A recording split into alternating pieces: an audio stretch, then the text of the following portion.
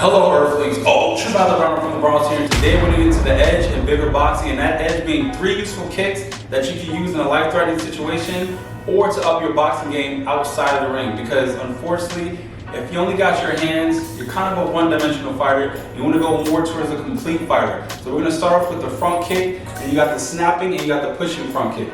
Now, anyone can do it. It doesn't matter on your flexibility.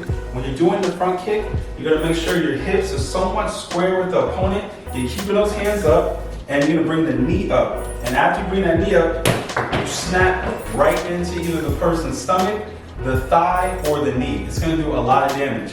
And when you're doing it, you want to make sure you're aiming the ball of your foot on that person.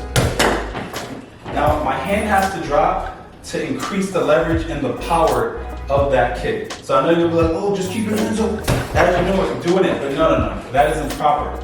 When you're throwing any kick from that particular side, that hand is going to go down at the same time as the kick to increase the leverage and again that power.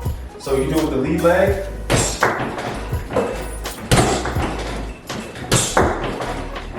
And again, the key thing, from where you are,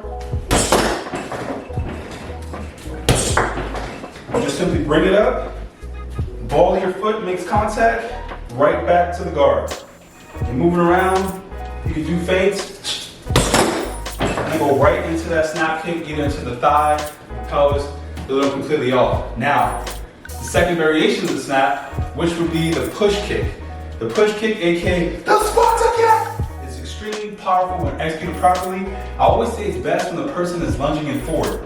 Because if they're lunging in forward and you're probing them with that jab, that's what happens. So if you land it properly and you hit the right in the solar plexus, it's going to push them all the way back.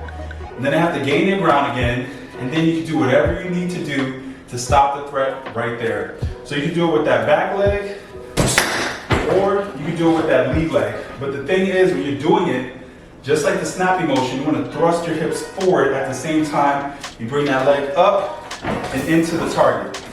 So, just like that. And you want to aim more of the whole foot and not the ball of the foot. And you can do it to the pelvis region, which is the best region to aim for. You can do it for the solar plexus, or you can do it to the leg to just take that leg completely out. But look for openings and use the kick accordingly. Now we're going to get into the second kick, which is the stamp kick, made famous than none other than John Jones himself, aka the Oblique Kick. And to execute that oblique kick, you're going to bring the knee up, and as you chamber, you're going to bring it down diagonally and let gravity take over, aiming the heel or the outside of your foot, either on the thigh or the knee. I guarantee you, with enough force, that knee will be completely taken out and that fight is going to stop. John Jones had messed up a lot of people's knees for the rest of their life due to that stamp kick. So you're here, you're throwing them off with the legs, with the hands, and you're just throwing in that stamp kick right into the knee. All right, right into the knee. And if they try throwing you, just switch your stance and go right back into it. And again, bring that knee up over, let gravity take over, right into the knee.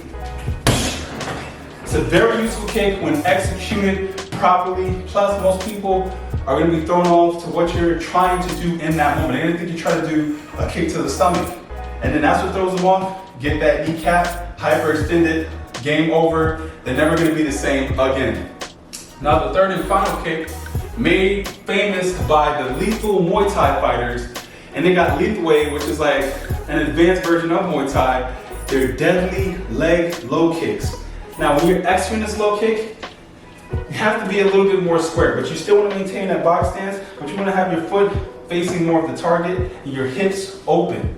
Now you want to gain leverage from the ball of your foot, and that momentum is going to be carried over from your arm swinging back. So as you swing it back here, we're going to make sure the bottom of your shin is making contact with that target. And the target is going to be either the calf, it's going to be the thigh or the upper thigh, or the inside of the thigh. You never want to aim for the knee because you can break your foot if you do not hit it correctly.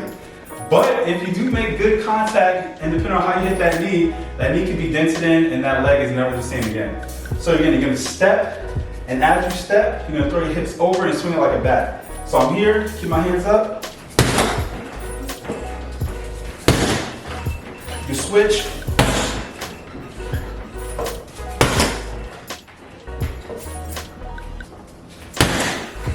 This kick does a lot of damage when executed properly. Again, you want to make sure your hips turn over and your foot rotates. You don't want to be like that or like that. No, improper. You can break your whole leg as a whole and just be thrown out or taken out from the fight because you're injured. No, you're not going to do that. So to execute properly again, you want to make sure those hips are open. You step, ball of your foot, making sure the heel ends up almost facing the bag, and the bottom part of your shin is making contact. And you're snapping that leg and that arm back.